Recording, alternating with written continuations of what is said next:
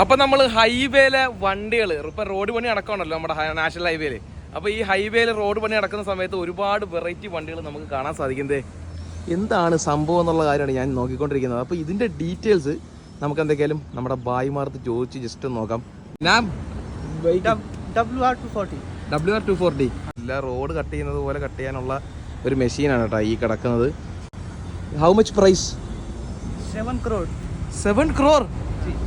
7 കോടിയാ? 21,000. 21,000. 21,000 cc. 21,000 cc. Oh, how many mileage? That is बहुत कम. Welcome. One. എൻ്റെ പൊന്നെ, അതെ ഒരു മൈലേജും അതുപോലെ തന്നെ 21,000 CC ആണ് ഈ വണ്ടിയുടെ ക്യൂബിക് കപ്പാസിറ്റി എന്ന് പറയുന്നത്. 21,000 CC. എൻജിൻ സൗണ്ട് ഒന്ന് കേൾപ്പിക്കാൻ പറ്റുമോ?